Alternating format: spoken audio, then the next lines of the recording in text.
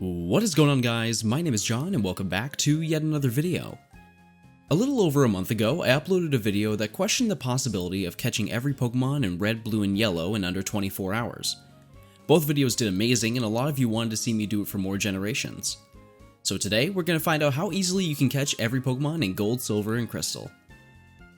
Before I start off the video, I want to quickly go over a few things before we get into it. If you haven't seen the videos I did in the last generation, I highly suggest you check them out because you'll have a better understanding of what's going on in this video. If you want to see the first part, you can check it out at the top right of your screen. Unlike Red, Blue, and Yellow, Catch 'em All isn't really a speedrun category for these games. As far as I can see, there are only 2 runs that have been completed of this. The one glitch run was done by Enter, who played on Pokemon Gold with a time of 10 hours, 57 minutes, and 28 seconds. He said that it could have been done in less time, but comparing that to Blue's speedrun in under 2 hours is pretty daunting. For glitchless, the only person crazy enough to do it was _POY, who completed it in 27 hours, 13 minutes, and 15 seconds. His reaction when he completed the game best describes the rest of this video.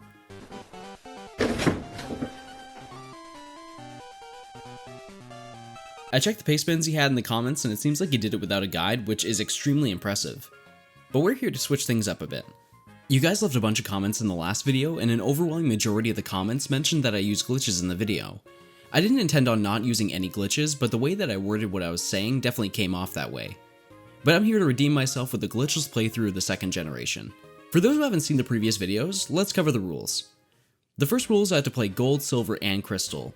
This makes it a lot more entertaining for you guys, but it also shows off which games are better for obtaining specific Pokemon. The second rule is I have to obtain each individual Pokemon. This means I have to have a complete living dex at every Pokemon available. The third rule, and the most requested, is I have to do this completely glitchless. No RNG manips, no coin case glitches, no cloning, nothing. I want to note that I'll be changing the time in the games to obtain any of the Pokemon that are available only during specific times of the day, but I ran a poll on my Discord server and it was an overwhelming approval that doing this shouldn't be considered cheating. The final rule, and the most intense, is that I have to complete this in under 24 hours. Just like last time, we're under very strict time constraints. However, we only have 100 Pokemon to obtain in the regional dex. I put in a ton of encounter research as well as watched Gunner Maniac's Pokemon Gold current world record video, which made me feel inadequate, but gave me a ton of insight on some really neat tricks to speed up the game. But without further ado, let's find out if this is possible. While this is starting up, I want to note that I was planning on putting out guides for each game so you could play this with your friends. But you really don't want to play this. If I end up doing the other generations, nothing, and I mean nothing, will be as difficult as this game was. There are a lot of reasons that people don't speedrun this. I know only having to obtain 100 Pokemon sounds super easy, but trust me, you'll see why when we go over specific parts of the game. We're going to name each character after their game, but because Crystal is the first game that lets you choose your gender, we're going to play this game as a female. After talking to our mom, we head to Professor Elm's lab to collect our Pokemon. In Silver we get Cyndaquil, Crystal gets Totodile, and Gold gets Chikorita, who is unfortunately the first big roadblock in the game. We'll get to that in a bit though. Professor Elm tells us that we need to visit a man named Mr. Pokemon to pick up something important. After receiving the mystery egg and talk to Professor Oak, we can meet our rival in Cherry Grove City and lose our very first battle. Not sure how we did that considering we were given a berry, but it's not mandatory to win, so we'll just get him next time. After bringing the egg to Professor Elm, we can receive our Pokeballs and start our big challenge. We also get to name our rivals, which I once again named Dennis, Dom, and myself. I'm not sure why I still can't think of someone other than me, but whoever gets the top comment on this video will be the next rival. Unlike last time, each game is going to hop right into getting encounters. The first Pokemon we're going to add to our dex is actually going to be caught in every game, Sentret. Although it's a pretty terrible Pokemon, it somehow is able to learn Surf, which I really can't wrap my head around. Do you ride on its back, or its tail, or something? While Gold and Crystal are heading towards Violet City, Silver is going to be taking advantage of resetting the game time to catch another Pokemon. As many of you know, the Game Boy doesn't offer an internal clock of any sort, and the 3DS Virtual Console games aren't affected by changing the system's date and time either. Considering that you can't change your time in-game by talking to anyone, how can we get around this? If you go to the main menu of Gold and Silver and hold down, select, and B, you'll access a secret menu that requests a password to change the time. This was probably left by Game Freak developers to make sure that certain events were happening when they were supposed to. The code is based on your trainer name, ID, and current money and makes a 5-digit code to enter. This isn't something you can just do in your head, but you can use a website that'll spit out the code for you. You can also do this in Crystal, but they changed the buttons around. It's still pretty easy, all you have to do is press down, select B, let go of down and B, press up and left at the same time, and then let go of select. With this, we can change the time to night and catch ourselves a Hoot Hoot. While all of this was going down, Gold caught a Spinnerack on Route 30 and changed the time to day to catch a Pidgey, which will be much needed. Crystal is unfortunately heading to one of the more annoying aspects of the run. In Generation 2, Game Freak seemed to really focus on increasing the longevity of these games. Out of the 100 Pokemon in the Johto Dex, there are only 2 Pokemon that are only obtainable through an encounter rate of 1%. If we go into the Dark Cave, we have a 1% chance to encounter a wild Dunsparce. This is something where there really isn't a good time to do this. Having more Pokeballs is nice, but the catch rate for Dunsparce is high, so it really doesn't affect anything. Dunsparce is one of the 7 Swarm Pokemon in the game, which increases its encounter rate, but in order for that to happen, you have to battle a specific trainer and then they'll randomly call you. I played Crystal last out of the 3 and battled Hiker Anthony on both Gold and Silver. During the entire time playing, he didn't call once. Thankfully though, it only took a little over 10 minutes to encounter one, so we can add this one to the dex total. At this point, Silver is the first to reach Violet City, which is a perfect time to show off a first skip in the game. Before you challenge the first gym leader, you're supposed to go to the Sprout Tower, meet your rival, and then collect Flash after beating the Elder. The funny thing about these games is that beating the gym is the only requirement for progressing the story, so we can just skip that whole section and go straight to fighting Faulkner because there's nothing stopping us from going there. This gym is a breeze for Cyndaquil and Totodile, but Chikorita is another story. At this level, Chikorita's moveset is pretty bare bones, and it doesn't really have any way to defend itself. Even if we did the Sprout Tower, we'd still have a ton of trouble because of our weakness to flying. This is why I grabbed Pidgey early on. While all of this was going down, Silver defeats Faulkner and collects the badge. When we leave the gym, Professor Elm will call us and ask us to meet his aide at the Pokemon Center. He then hands us the mystery egg and wants us to hatch it. This will become a Pokemon that we need, but we'll add it to the total when it does hatch. Silver heads down south from Violet City and makes his way to Azalea Town. After using Pidgey for a majority of the first battles, Gold collects the badge, with Crystal shortly following after. Just like a normal playthrough, Gold and Silver healed at the Pokemon Center before leaving, which is an important step for a neat trick we'll be doing later. Moving forward quite a bit, Silver meets Kurt and he asks him to team up to help battle the growing return of Team Rocket, and then proceeds to fall down a well. After we defeat Team Rocket, he magically heals through the power of faking and brings us back to Azalea Town. As we head to fight the gym, Gold is just leaving Dark Cave and catches Hoppip outside. Because everyone's following the same path, I think now is a great time to talk about Chikorita. Now, I have nothing against its line or anything, but it's a terrible Pokemon for this game. The first big issue is that Meganium is a defensive Pokemon, which is honestly a horrible concept for a starter. This Pokemon is one of the very few starters that doesn't have an attacking stat over 100, which gives it a pretty unfair advantage at the beginning of the game when you also pair it with its pretty subpar moveset. The major issue to consider here though is how Johto is laid out. Chikorita is weak to almost every Pokemon in the Sprout Tower, Faulkner's gym, Bugsy's gym, Whitney is hard to people who don't know how to fight her, and Morty's gym resists every move that it has. That's technically the first half of the game if we're not including Kanto. Until we beat Morty, you pretty much need to have Pidgey or some other Pokemon that can carry it along because it's almost impossible to do this alone. But with Pidgey, we easily grabbed ourselves a second badge and are given Fury Cutter, which is almost necessary to have to beat our rival right after.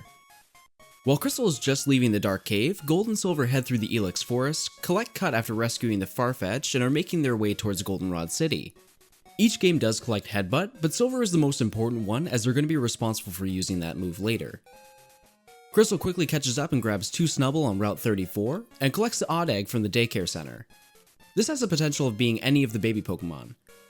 I tried to split up the baby Pokemon evenly throughout the game, so I'm hoping this will either be Cleffa or Elekid. Before everyone fights Whitney, we stop at the bike shop and the Goldenrod department store to grab some of the most underrated items in the Pokemon world, battle items.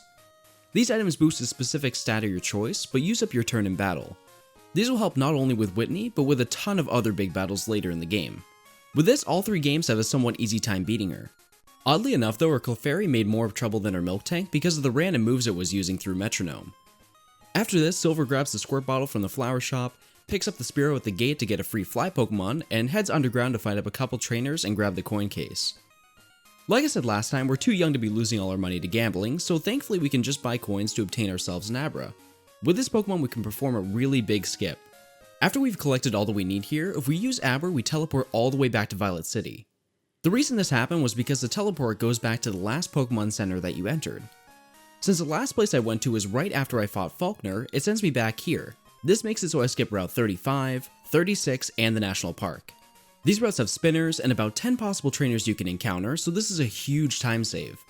This was somewhat patched in Crystal as you have to meet someone at the tree before you can collect the Squirt Bottle, so we have to fight a few trainers on the way there. After watering the tree, we encounter a Sudowoodo, but we're going to save this encounter for Crystal, so our dex total is going to stay the same. After this, however, we encounter 2 Ladybah on Route 37.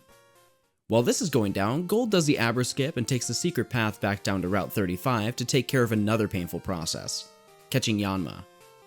Just like Dunsparce, there really isn't anything we can do to speed up the process very much, so we'll check back once we get to that point.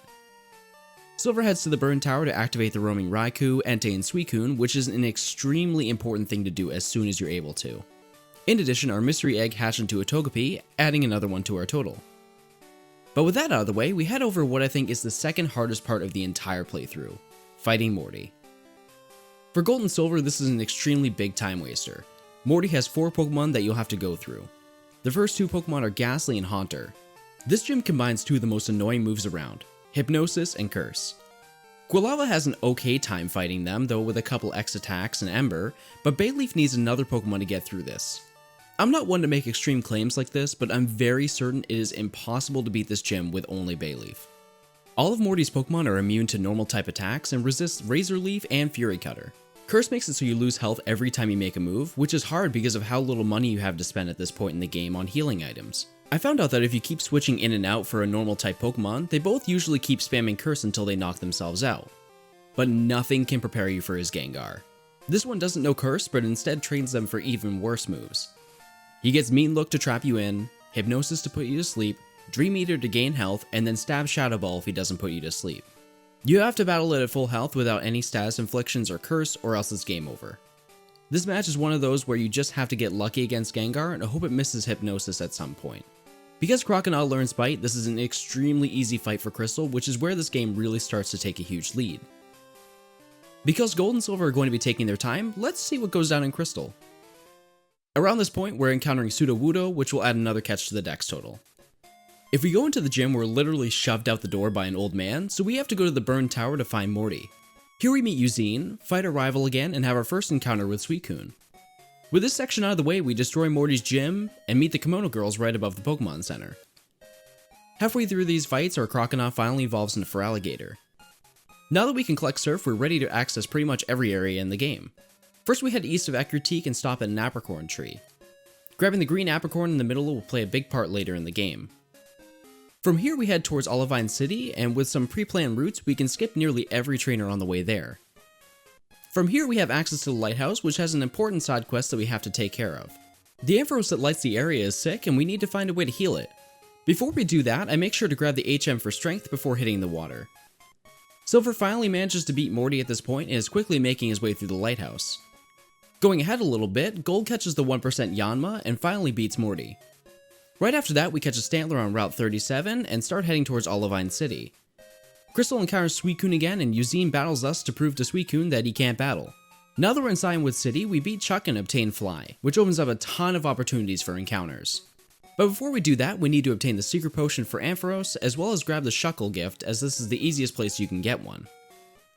On the way to Olivine, Gold is to obtain another hard Pokemon to encounter, Miltank with a 5% encounter rate. I actually found one in like 3 encounters, but out of all the 10 balls that I threw, I somehow didn't catch it. So we'll check back once that's all sorted out. Crystal flies back to Azalea Town and brings the green Apricorn to Kurt. Now usually we had to wait until 12 AM for the ball to be finished, but if we adjust the time to 11:59 and wait a minute, we can just pick it up now. This Apricorn gives us the Friend Ball, which is crucial for a couple Pokemon in the game. If we fly back to Ecruteak City and head east, we can go to Mount Mortar and catch 2 Marill, as well as a Golbat with the Friend Ball. I saved before I did this because I only had one, but with its health very low you have about a 33% chance of catching one. This is really important because Golbat evolves by friendship, which is a really long process regardless of what game you try to do this in. If we caught it in any other ball, it starts with a friendship level of 70. To evolve it needs to be 220. There are a lot of ways to increase this, but long story short, it's a long process to reach that level under short time constraints. Catching it in a friend ball makes a huge difference as it sets its level to 200, which essentially makes it evolve after a few battles and walking around for a bit. Before getting back to the story, we're going to fly back to Route 30 to surf for a Poliwhirl, and then fly to Slowpoke Well to pick up the King's Rock in the basement. As Crystal reaches the Lake of Rage, Gold finally catches the Miltank, and Silver picks up the Eevee from Goldenrod City. This one needs to evolve from Friendship as well, but since it's a gift, we can't use a Friend Ball on it, so we're gonna have to do it the old-fashioned way. On the way to Mahogany Town, we catch Mareep, which brings our total to 16 Pokemon. Even though Crystal has a huge lead at this point, we're going to focus on Gold and Silver for a bit now. Upon arriving at Mahogany Town, we head up north to the Lake of Rage to catch ourselves a shiny Gyarados and grab the red scale for the story. Before we continue from here, we're going to start working on a pretty difficult portion of the game, Headbutt Pokémon. As I said earlier, the move Headbutt is actually a field move that is important for catching quite a few Pokemon that you can't get anywhere else. On pretty much every route, there are trees that are half the size of the normal ones. If you have a Pokemon that knows Headbutt in your party, you'll smash into the tree and sometimes a Pokemon will come out. This helps find Pokemon like Aipom, but Heracross and Pineco are a completely different story. The game is coded to have normal trees and special trees. These are randomly scattered throughout the game, and the way that the game determines which are special trees is with your trainer ID, so every game has a different location. The worst part about this is the fact that for both kinds of trees, the encounters are exactly the same for Pineco and Heracross, so you have no idea if you've got the tree or not until you find the Pokemon. I got really lucky with finding a Pineco tree at the Lake of Rage, but Game Freak was really nice and taught it self-destruct at level 8. This became a little bit of a time waster as I needed to catch 2 of these stupid things, but eventually I was able to add it to the total. We're not going to get to Heracross just yet, so we'll touch on that a bit later. On the way to Cianwood, Gold caught a Mantine and is taking on Chuck's gym. Thankfully, this is the last part of the story where Bayleaf has a difficult time, and we really don't need Pidgeotto after this point. Silver meets up with Lance and takes on the Rocket Hideout. Right before I got to the Rocket Executive, Quilava evolved into Typhlosion.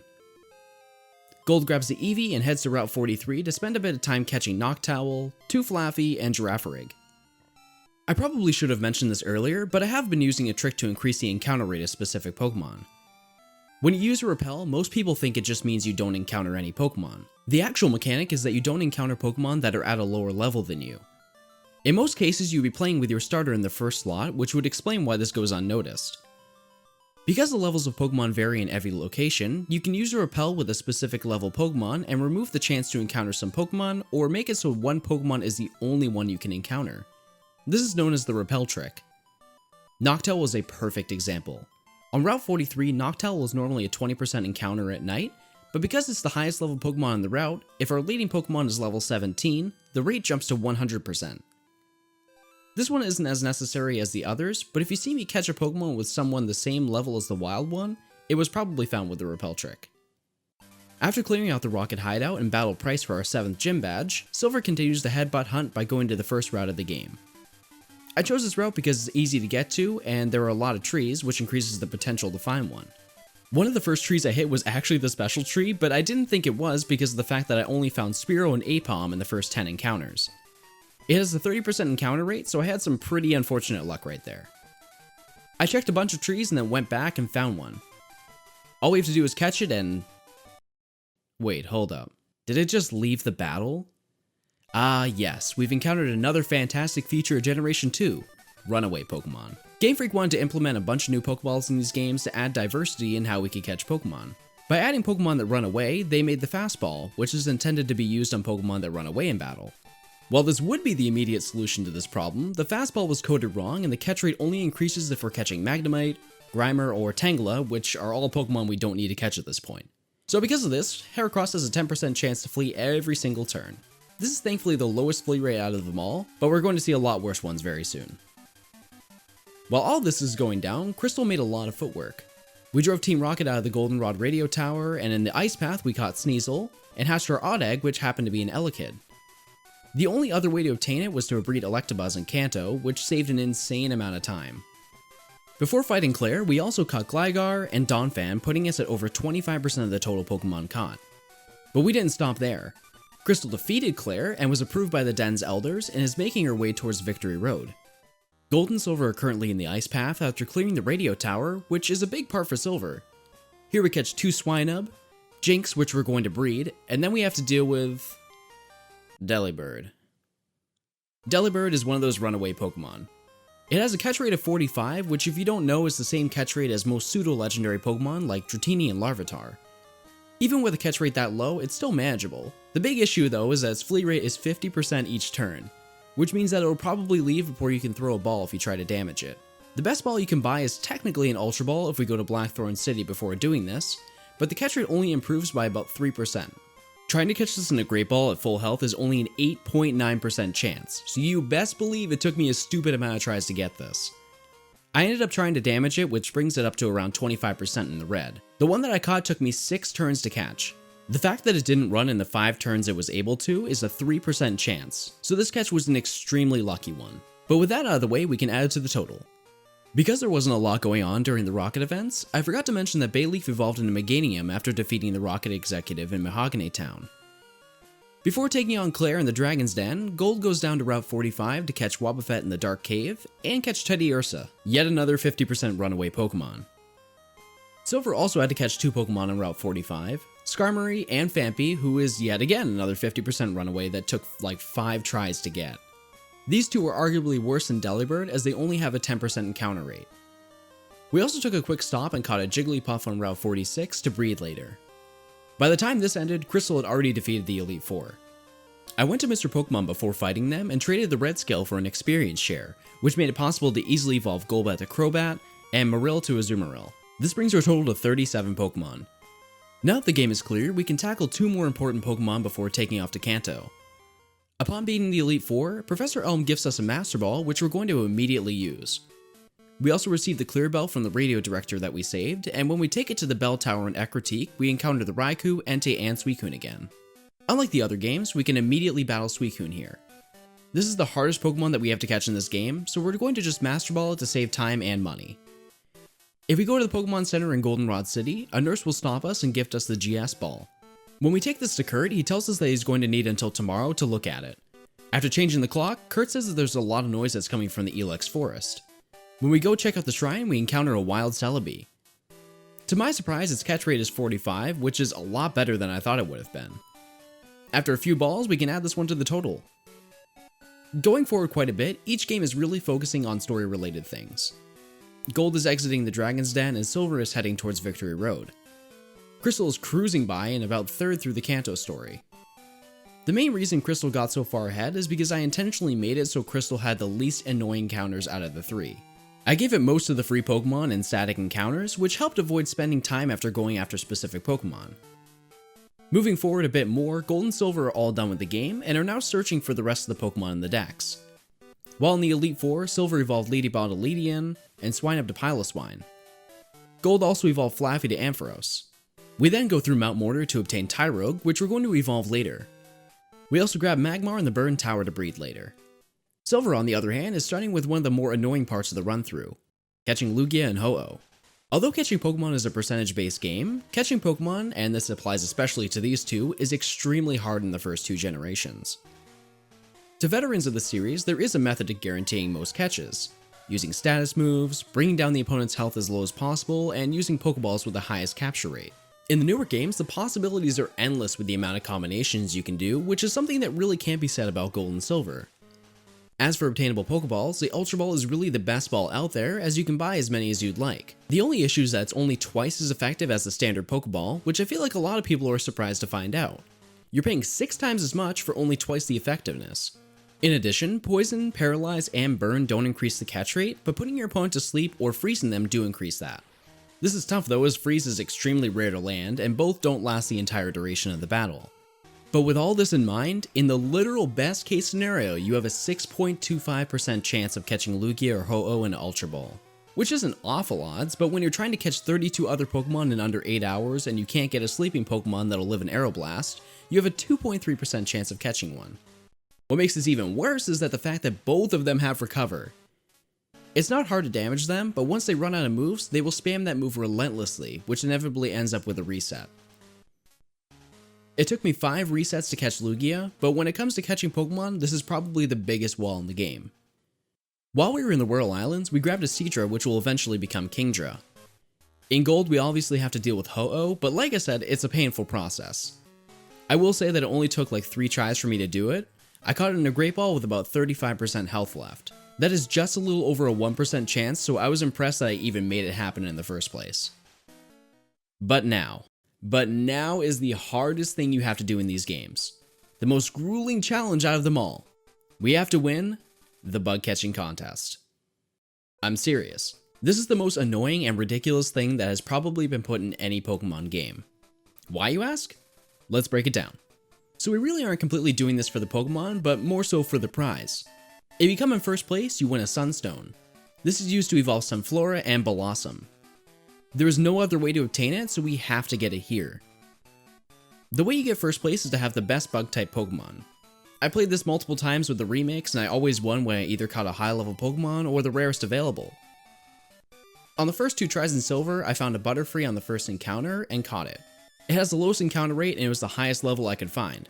Sounds like I have it in the bag. When the judges chose who won, not only did I not come in first, I didn't even place in the entire contest. I was beat by 2 Venonats and another Butterfree. I reset and tried again. Once again, I caught another Butterfree, and guess what? I lost again.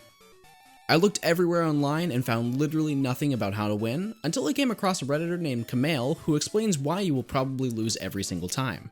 The first issue is one that I doubt anyone would ever figure out on their own. When you start up the contest, go to the left side of the water fountain. Almost every time there's a blue-haired character there. His name is Cool Trainer Nick. For some stupid reason, he is coded to almost always win. Every time the judge ranks the winners, he's intentionally given one of the 5% encounter Pokemon. This means that odds are you're going to lose pretty much every time you play against him.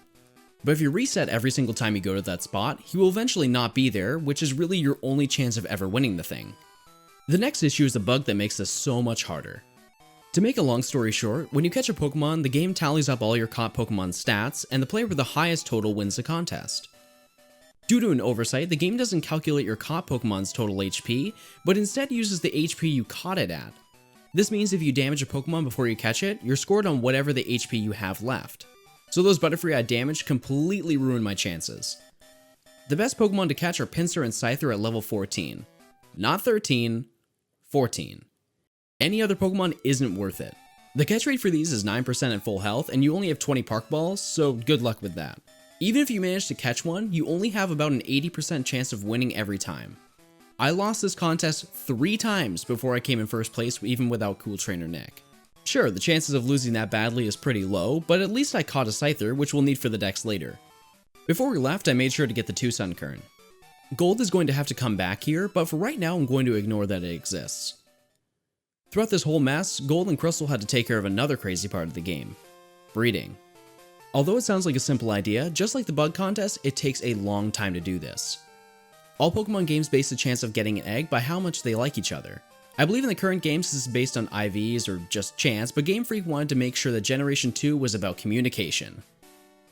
If you breed 2 Pokemon from the same game, good luck getting your eggs quickly. For every 100 steps you take, you have a 4% chance that your Pokemon will make an egg. If you breed with a trainer with a different OT than you, it increases to 14%, which is still terrible, but that's honestly the best you can do here. Thankfully though, each game was able to get their own Ditto while they were looking for other Pokemon, so through trading we were able to get 8 of the 9 eggs we need. These cover the starters as well as the baby Pokemon. There is one more that we need, but we'll get to that. Partially through this process, Crystal obtained every badge in Kanto, which unlocks Mount Silver for a couple special Pokemon. Before we do that though, there are quite a few Pokemon we have to grab. In Mount Moon, we grabbed a Clefairy, which is one of the Pokemon I bred earlier with the Ditto. Heading to Route 7, I caught 2 Houndour and 2 Slugma. At this point, I need the Super Rod, so I might as well cover the other games quickly. Silver is hunting after Entei, which is unfortunately and thankfully the last difficult thing that we have to deal with. I made a video over a year ago talking about how to properly hunt these. During that time, there was a much better method discovered by the same guy who did the guide on the bug catching contest. The patterns for Raikou, Entei, and Suicune are pretty annoying, and make sure you have a difficult time finding them. With the new method, you fly to Violet City, and depending on where the Pokemon is currently, determines whether you go east, west, or south. This method apparently works 20% of the time, and if you don't find it, you just fly back to Violet City and do it again. This is without a doubt the easiest method. The only downside is that you have to see them in the wild, which fortunately I was able to do for both Gold and Silver as I was playing. This is why releasing them as early as you can is the most important thing you can do. After only 3 tries, I was able to encounter Entei.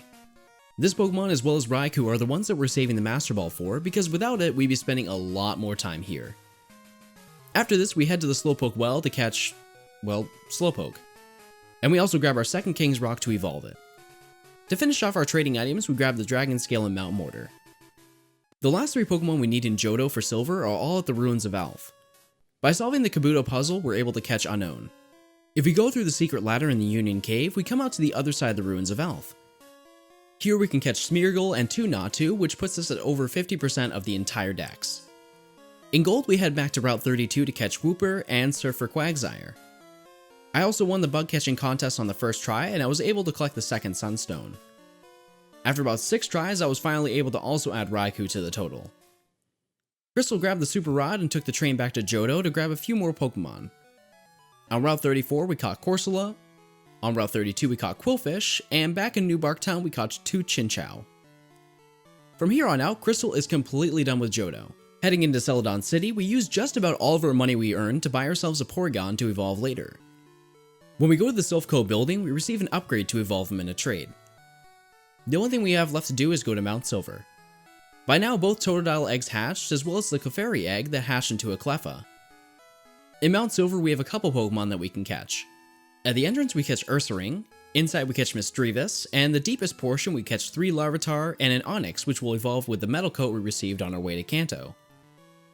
You have a 1% chance of encountering a Pupitar, which can save a ridiculous amount of time, but unfortunately that didn't happen.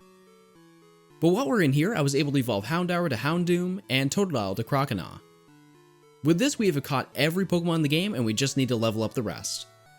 I guess since we're here, we can start by challenging Red. Yeah, I didn't think that would work either. There are 5 Pokemon that we need to evolve, so I'm going to make a few runs through the Elite Four to get those finished.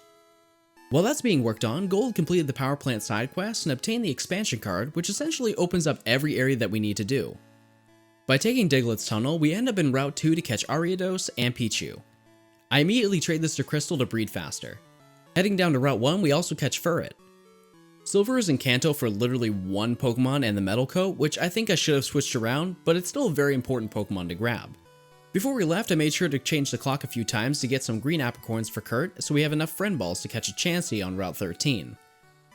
Chansey was soft-boiled, which is a huge pain to deal with and has a terrible catch rate. It took me 2 resets to finally catch one. Just like Crystal, Silver is done catching Pokemon, so we're just going to focus on Gold until all Pokemon have been evolved and hatched. On Route 7, we catch Murkrow and then head to Route 5 to catch a Gloom.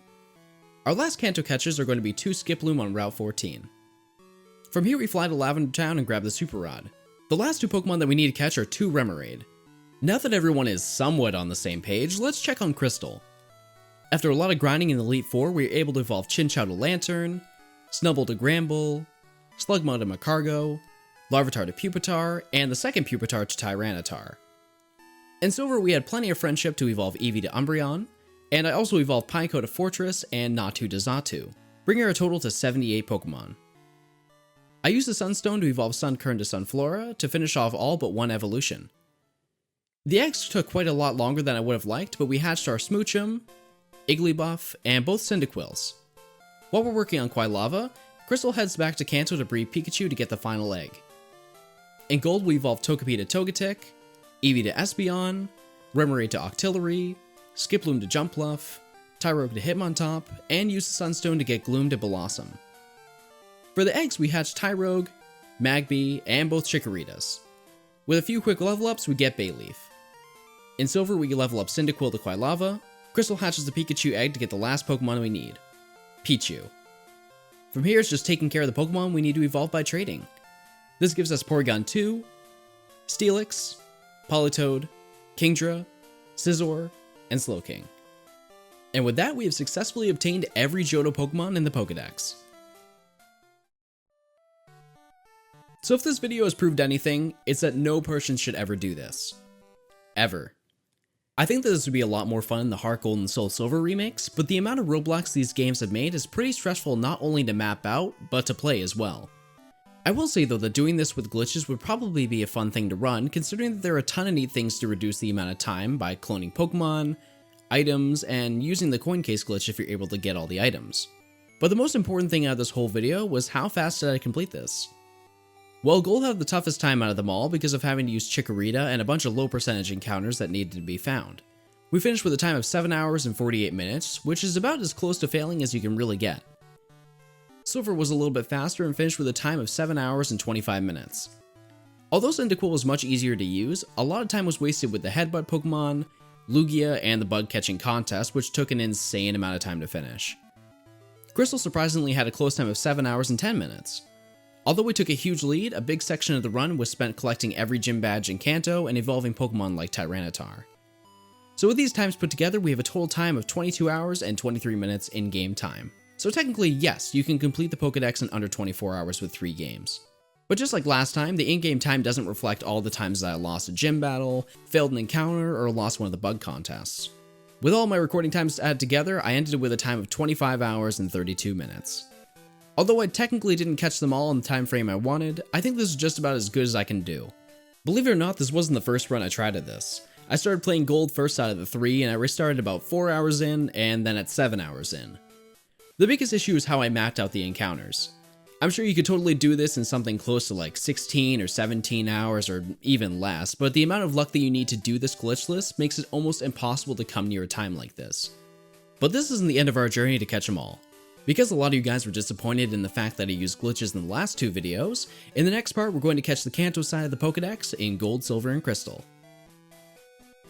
If you liked the video, leave a like and consider subscribing because this video took an insane amount of time to put together. If you have any suggestions for videos you'd like to see, leave a comment below. Join my public Discord server in the description below to talk to me as well as other people in the Pokemon community. Other than that, I'd like to thank you guys for watching, and I'll catch you on the next one.